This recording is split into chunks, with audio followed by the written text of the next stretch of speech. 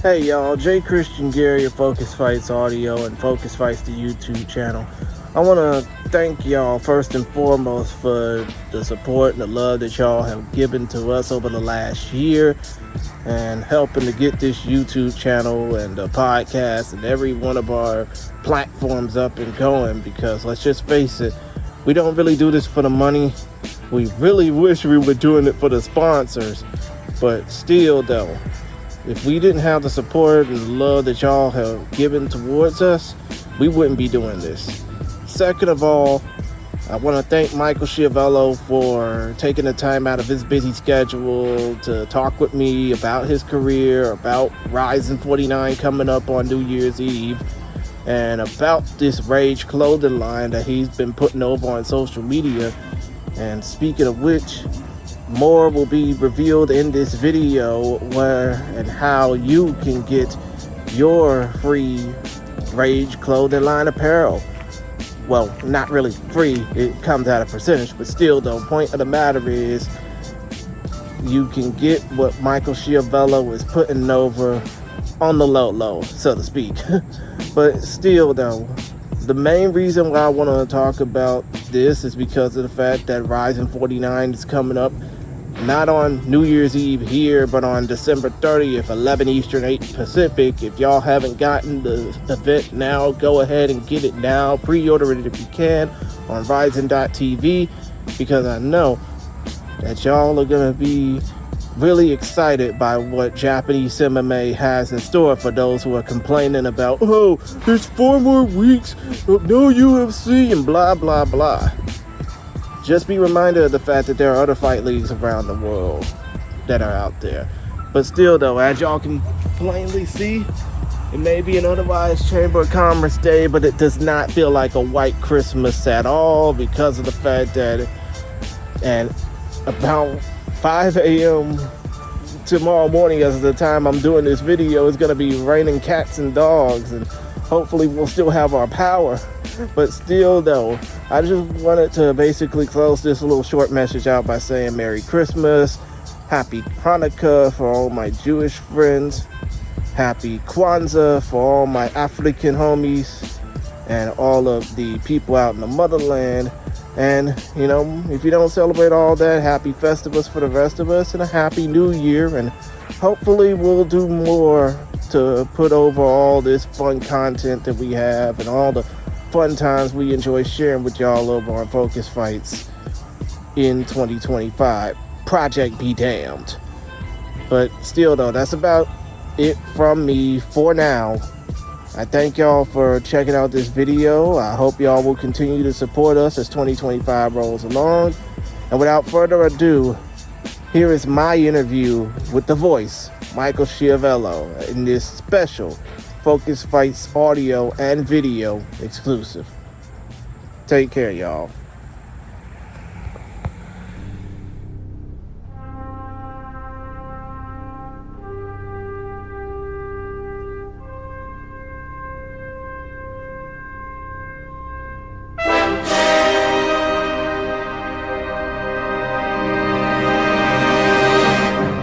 Contest. Little Hercules, more muscles than a seafood platter.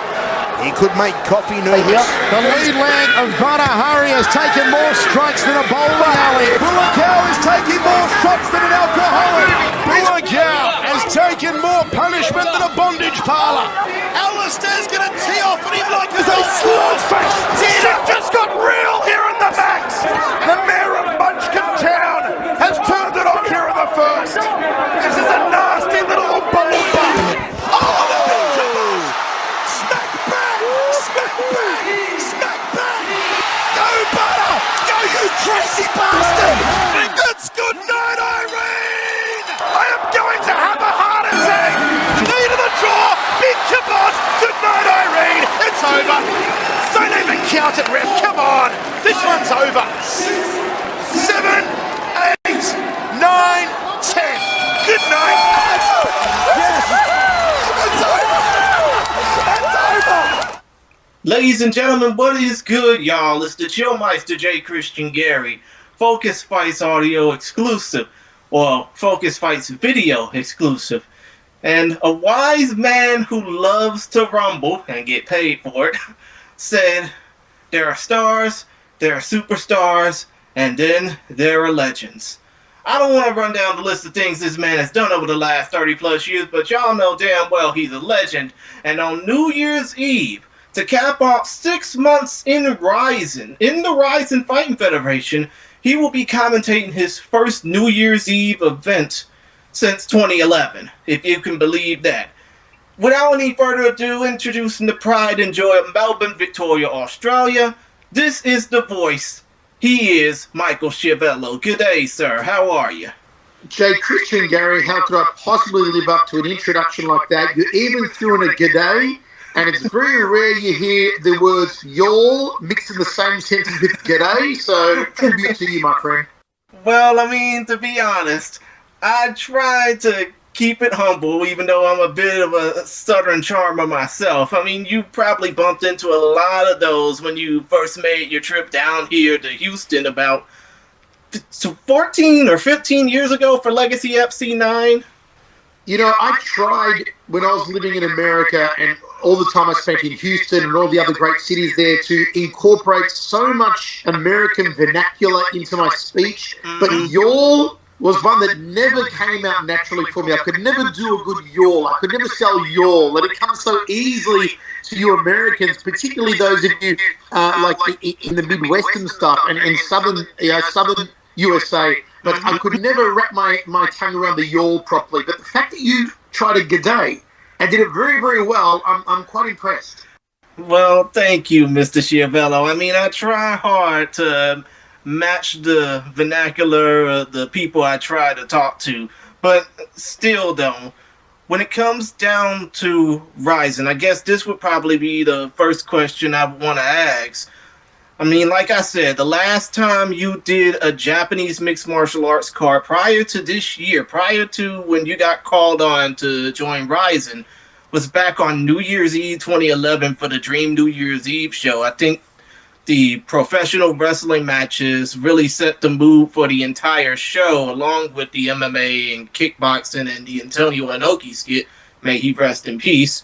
But when it came down to this particular show compared to now and the 13 years you've been away from JMMA, what has changed in the fight world from your perspective? In the fight world, I guess a lot have changed. In JMMA in particular, and looking at this show on New Year's Eve for RIZIN, is that when we were doing the Dynamite shows back in the day, so I did Dynamite, I think, every year from 2006 to 2011, Dynamite used to be a mixture of good matchups, mixed with a lot of gimmick fights as well. As you mentioned, you had the pro wrestling in there, you had the Antonio Inoki skit.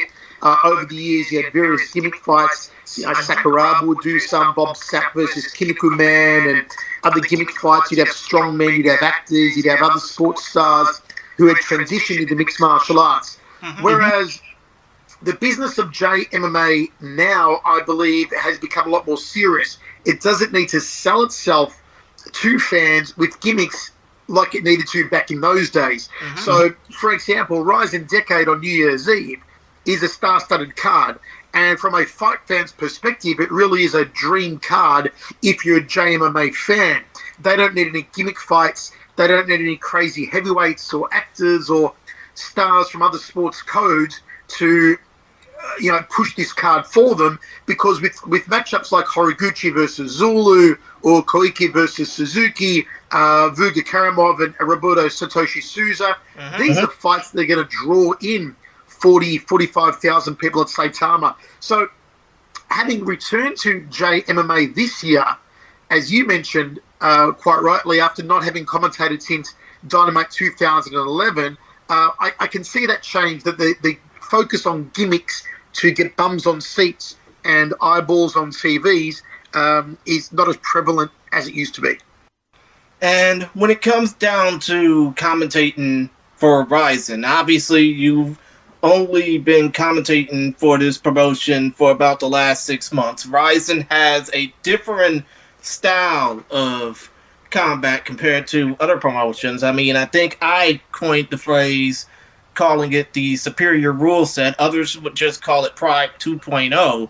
But do you feel that combat sports more or less would benefit from the style of fighting that originated in Pride but is now prevalent in RIZIN? I like it. I enjoy it. I can see the value in all rule sets, but I do enjoy a return to that Pride style rule set. You know, the way you can handle a downed opponent and all these various things. I enjoy it. I think so many people were enamored to Japanese mixed martial arts years ago with this rule set being featured in Pride, and a lot of people grew up watching the Pride killers of yesteryear, your Fedor Emelianenko's and those people, Vanderlei Silva, Mirko Krokop, when they were peaking in Pride under this rule set. So there's a familiarity that also is nostalgic, especially for Western fans, using this rule set. And I think when people watch RIZIN for the first time, and we know that now with RIZIN being available on the RIZIN.tv platform, which makes it accessible for fans worldwide to book the pay-per-view or get an annual subscription through RIZIN Pass on RIZIN.tv. I see a lot of comments on social media of people watching RIZIN going, oh, this is like watching Pride. You know, they feel that Pride nostalgia, that Pride buzz, that Pride feeling. It's that crazy production value that Pride had, mixed with sensationally booked fights. And RIZIN's finishing rate is very high as well. So I think the rule set also positions the organisation to have quite a high finishing ratio.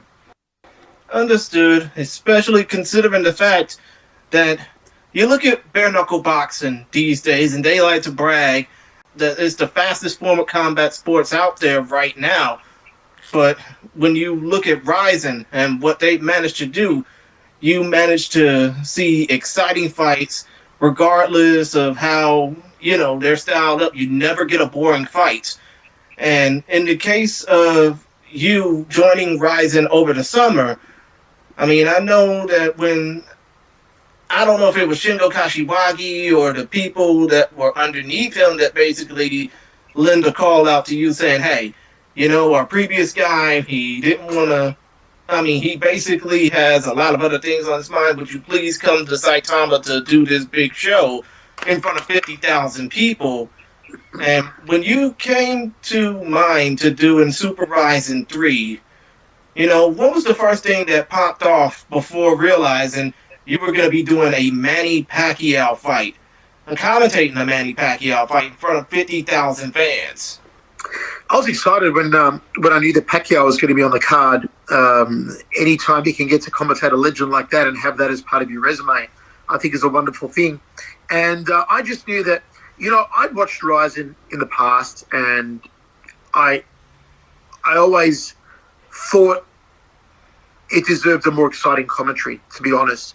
It's such an exciting brand. It's so riveting. The production is extraordinary.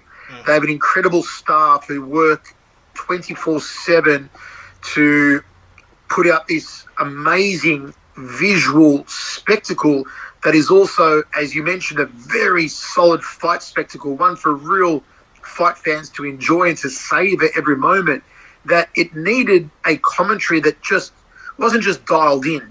And I've never dialed in a commentary in my life. It doesn't matter what organization I'm commentating for, whether it was Dynamite or Dream or Sengoku or K1 or the Olympic Games or the Commonwealth Games or One Championship or the Contender, MFC, LFA, whatever it may be. I never dialed in a performance. And RIZIN is an organization fitting of a big style commentary. And that's what I wanted to bring at Super RIZIN 3 and show that I could do. And it gave me that old buzz I used to feel back in the Dream and Dynamite days as well. And I loved every moment of it. I'm glad I've entered into a relationship with RIZIN, who are a great team. And now, what have I done? 3 shows, I believe it is, I've done for RIZIN, including one of their landmark events. And they're great people to work with, and they're deserving of a bigger audience worldwide, which is why I hope that people do jump on RIZIN.tv and subscribe and watch all the events. I mean, for you, when it came down to it, I bet it was probably exhilarating to partner up with Damien Beatdown Brown, former UFC fighter, former RIZIN fighter, but also getting to meet Lenne Hardt again and hear the screaming pride lady up close and in person? It's always great. Lenne and I have always had a great relationship. We've always been friends for a long time, and anytime we get to work together and introduce, the crazy screaming lady, it's fun. And she's one of a kind. There are many imitators, but there's only one Lenne Hardt. No one does it like Lenne, and she's the one that invented that style, and it'll always be known as her style. To work with Damien Brown was a treat. I'd actually never met Damien Brown, even though we're fellow Aussies. He lives up in Queensland and I'm down in Melbourne. Obviously, I'd followed his career, him being a former RIZIN fighter, a former UFC fighter, his own Beatdown promotions that he does. I was always a fan of Damien's, and to get to work together with him. And I think also that I'd heard Damien commentate RIZIN before, and I always thought he's capable of so much more on commentary, of offering so much more. But often, Jay Christian, you need, in a commentary partnership, my job as the play-by-play is not just to call the action, but also get the very best out of my co-commentator. I always felt that I could get the best out of Pat Miletich. I could get the best out of Mayhem Miller. I could get the best out of Guy Mezger.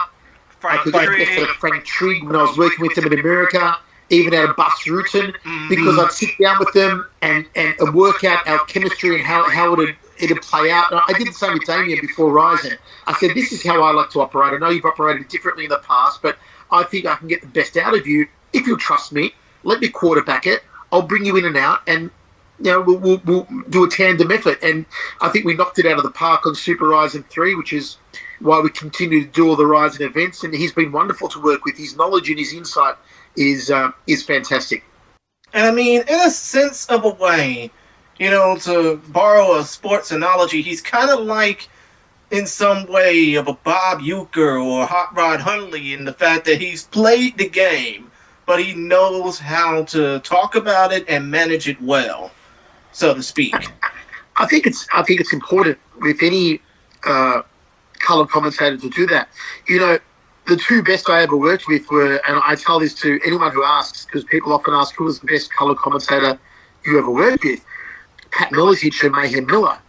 Two very different styles, but the way they could analyze the sport, having both been fighters, but not only analyze it, Jay Christian, but also communicate that analysis to the layman at home. Because a lot of guys get what you like to call in America too inside baseball, where their commentary or their analysis will only appeal to the real die-hard fans. But you've got to remember that there's other people watching out there who aren't die-hard fans, who aren't going to know these fighters and the fighting styles inside out. But you still want to appeal to them, and you still want to sell the sport and put the athletes over to them. And I think that Mayhem Miller and Pat Miletich were the two that I worked with that were the best of doing this. And, I believe Damien's great at doing it as well, which is why I think we've developed already in a very short space of time a really good partnership on RIZIN. I see. And I mean, in the case of the fact that, again, you've basically been doing this for 3 shows now, has RIZIN communicated to you if, this commentary is going to continue in person, or if it's just on a case-by-case basis? No, we'll do all the RIZIN shows next year. Oh, interesting. I'm pretty sure I'm probably one of the few people that cannot wait, because I've been a diehard of this promotion for about the last 10 years, the amount of time that RIZIN's been around, so it's going to be really exciting to see you be a part of more of these shows. I'm excited. Shingo from RIZIN sent me their schedule for 2025 a few weeks ago, what they've locked in. I can't reveal any of that. It's still all confidential. But I can tell you what, RIZIN has some big plans for 2025. It's exciting. They're going to do some huge shows. Follow them. Check them out. Watch them. RIZIN.tv. Next year's schedule is going to be insane. It's going to be great. I see. Now, when it comes down to this RIZIN Decade card, even though Ryan Garcia was later booked for this, but later got off due to injury, international outreach has been a big problem for RIZIN pretty much since the very beginning. But do you think with big name talent, not just of Ryan Garcia, but with big name talent in their promotion, that international outreach can be a plus for RIZIN? I think so. I think if you get a name like a Ryan Garcia, like a Manny Pacquiao, these are names that appeal to a worldwide audience and are known worldwide. So anything that can then hitch the RIZIN name to a largely popular international name, such as some of these boxers, I believe can only work positively for RIZIN. A very clever team. They know exactly what they are doing, and they've got a strategy, and they've got a game plan. So, I think that they're clever in what they're doing. They're seeing the value in using international fighters to springboard their own brand's appeal. Mm-hmm. Now, away from RIZIN for a bit, obviously you're known for some of the greatest calls, and not just fight sports, but sports in general. I think the ones that probably got me the most hype about your career were calling Nick Noor crazy one-armed bastard. When it came down to Mike Zambides versus a Macedonian in K1, I think it was, you said, shit just got real here in the Mox. But more recently, you commentated the international portion of the Women's World Cup. I think you mentioned when Sweden beat the United States, sadly for me, you mentioned something about, it was like ABBA beating the Monkeys or IKEA beating Home Depot. But I think it was IKEA over Home Depot or something like that. Mm-hmm. Yeah.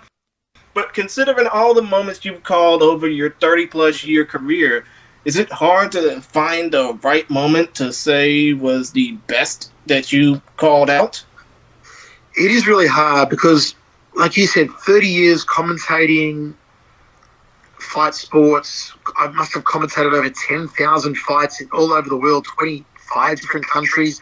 Wow. So sometimes people say, oh, I remember this commentary. I don't even remember the fight. Because I've done so many of them that my mind sort of commentates them and then gets rid of them to make space for the new one. Ones that stand out, Zambides versus Chahid, you mentioned it just before.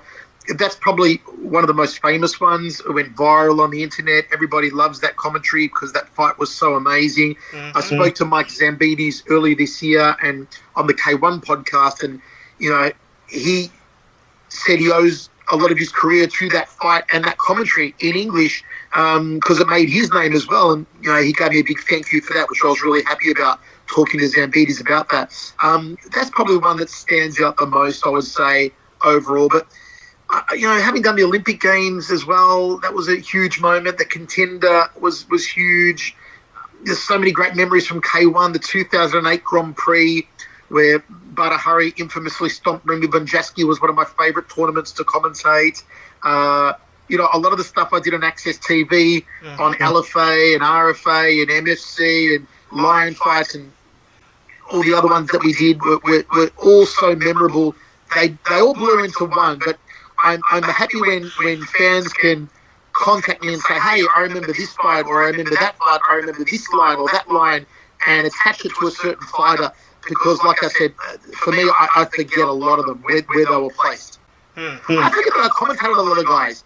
I was speaking to Ed Soares last week, and we were talking about all the LFA guys that had gone on to the UFC, and Pantoja's one of them, obviously. And I said to him, man, do I ever commentate Pantoja? And he's like, Michael, don't you remember when we did Legacy versus RFA? You commentated Pantoja, it was part of that night. And I said, man, I didn't even remember. So there's so many guys now that are in the UFC fighting that I commentated back in the Legacy RFA days that I had completely forgotten about it. So it's nice to be reminded.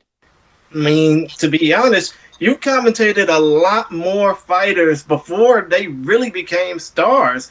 And I don't even think that was just in boxing or kickboxing or even MMA, to be honest.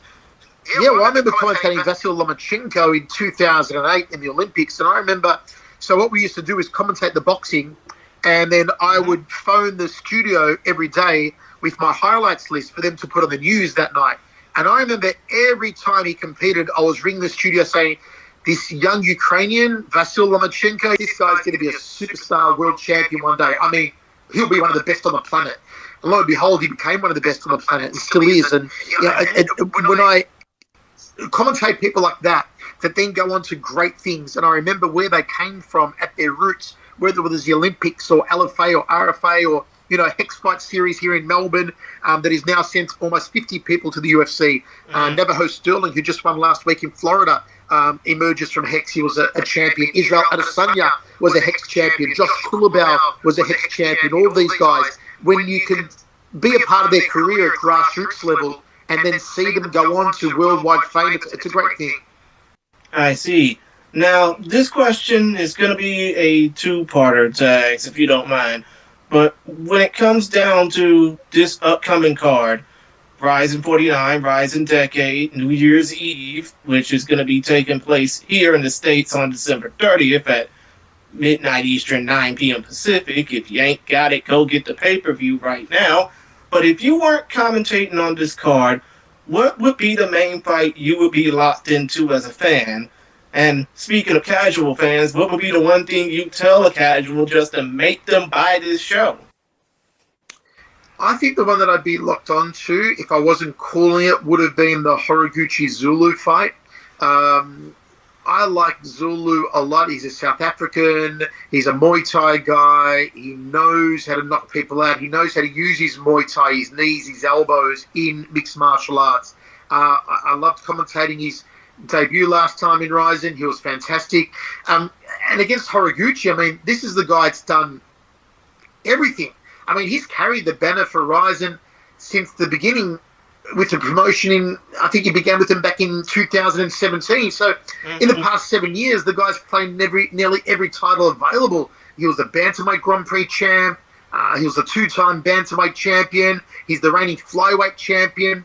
And I think he's getting up for a very, very tough defense against Zulu, who will really challenge him, especially in the striking aspect. So that's one I'm really looking forward to. In part two of your question, I would say for the general fan, just behold the overall spectacle of a Japanese New Year's Eve show. It is part of New Year's Eve tradition in Japan. When we used to do Dynamite, there was always 45,000 people at Saitama Super Arena. It was an 8-hour show that would finish on the knock of midnight, and it is part of a tradition to either home or to be show. It's not just any old show. It's a one-day day and night fighting festival. It really is a festival atmosphere, and you are going to see walkouts and jumbotrons and lighting and sound that is beyond anything you're seeing in any other promotion. You are going to see an ocean of people who are freakishly silent during the matches because they are such appreciative and educated fight fans in that the Japanese never bay for blood and they really appreciate every moment. And then you're going to hear amazing commentary, goes without saying. You're going to hear crazy screaming lady Lenne Hardt. I mean, it's everything you love about a Japanese New Year's Eve event. If the last one you saw was done in 2011, do yourself a favour. Book the pay-per-view. If you miss the pay-per-view, you don't have to watch it live if it's too late. Just watch it the next morning when you wake up on RIZN.tv. I mean, the poster alone, if you haven't seen the poster, when they merged Saitama Super Arena and the Roman Colosseum beneath it, the poster alone gives you goosebumps and alludes to what sort of event you're going to see. Oh, yeah, exactly. And I mean, to be honest, I would probably say this to casual fans. If you are familiar with any other sports type of atmosphere in the world, the Super Bowl, the World Series, the NBA playoffs, think about all those rolled up into one show and just looking at a ring and seeing two guys beating the crap out of each other. Yeah, honestly, 100%. And with all the razzle-dazzle of the best production as well. RIZIN's production is next level. It's beautiful to be in the arena and to be able to watch it as a fan at home. It's an experience. That's the way to describe it. The one word to describe it is it's an experience. Yeah, it's something that you could only put down on your bucket list once and say, hey, I've been there. But still, though, when it comes down to your social media, because I understand your time is very limited, but when it comes down to social media, how can people connect with you? And I understand you probably got some things that you want to promote for Rage, I think. Yeah, so hit me up on social media. Unfortunately, my social media got hacked about a year ago. So all my ex-followers disappeared, which was very disappointing. And Facebook had to restart again. But it's at Schiavello Voice on X or Twitter and also on Instagram as well. Follow me on there.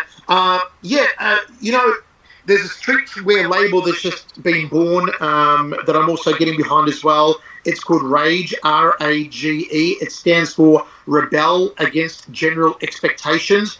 The streetwear that these guys are producing is crazy good quality. Their hats, their beanies, their king and queen line, the embroidery. They've got sweatshirts, track pants, T-shirts, caps, beanies, the works. Go on to ragethelabel.com, check them out. Use my code RAGEVOICE, get 10% discount at checkout wide. But go on there now, ragethelabel.com. Follow them, Rage Label on Instagram. Grab your streetwear. It's phenomenal stuff. I know you're in winter over there in the USA at the moment. Their beanies are outstanding. Their king beanie with the king embroidered in gold on a black beanie is phenomenal. It'll look good on you, Jay Christian.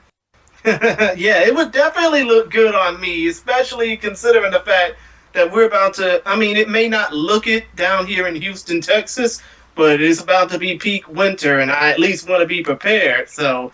Bro, when you're a bald man like us, you need a good beanie on your head, something you pull down over your ears and keep you warm that's also stylish. So, again, go to ragethelabel.com and check it out and use Rage Voice, the code, and get your discount. And, of course, when it comes down to your fans, is there anything that you would like to say to them? Either be it a shout-out or thanks and congratulations, or even to put over this RIZIN 49 card on New Year's Eve one more time. It's always a big thank you to the fans worldwide and on social media, and I love doing these sorts of podcasts as well where I can connect with the fans. So I appreciate it, Jay Christian, for having me on your show. Tune in on New Year's Eve, RIZIN.tv. This is the 8th event on RIZIN.tv. It's a new platform that RIZIN did so that fans in the Western world can access RIZIN easily. You can get a monthly or an annual subscription. You can purchase the upcoming pay-per-views. You can go in there. Entire digital archive is on there. It's got 700 plus fights, over 100 hours of exclusive content. There's a RIZIN Premium Pass you can get. It's got the pay-per-views included in it as well. So go to RIZIN.tv, check that out. And next year's going to be a big year. There are some big things cooking for RIZIN, but also some big things on other promotions that I'll be on as well. So I'll keep you updated on social media and maybe jump on again with you next year, Jay Christian, to update people about midway through the year.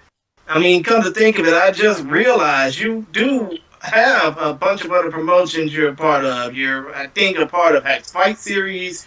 You're a part of Battleground Championship Wrestling down in Australia. It's going to be, if you're not on one platform, you're on another, and it'll definitely be more exciting to hear from you now that you're actually officially back in the combat sports landscape. I never left, but it's nice to always be in something like RIZIN as well. Had a busy year doing a lot of, which was great. Doing the Japan Martial Arts Expo, which was a different experience with all the varied rule sets on that. And, really enjoying my time now with RIZIN. And like I said, 2025 is going to be a very exciting year. I see. And I am definitely one of the main ones looking forward to it. And, Jay Christian, the funny thing is that if you tilt your head just right with your studio background and whatever that is hanging down, no, if you go the other way, little more, looks like you got a mohawk. It's a ceiling blade on your ceiling fan. Looks like you got a nice mohawk going on right there. Man, I hope somebody don't put that down as a meme. I hope they do. Merry Christmas to you, my friend, and a Happy New Year to you and your family, and I hope you're well, and I look forward to chatting to you again in 2025. Same here, and if anything, you can always chat with me on Messenger. Thank you, Jay Christian. Great talking to you. You're welcome, Mr. Schiavello.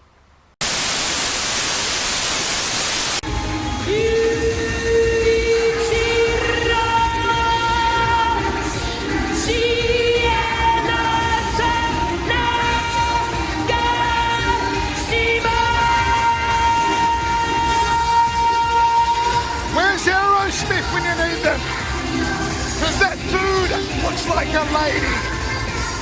Jienotsu Nagashima, always the entertainer.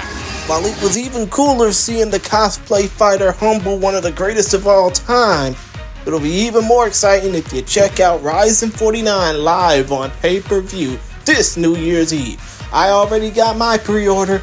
Hope you get yours. Check out the links in the description for more information, and I hope to see y'all then. And be sure to check the description for more of what myself, Michael Schiavello, RIZIN, and Focus Fights has to offer. Thank you again for this year, and we hope to see y'all again next year. You dig?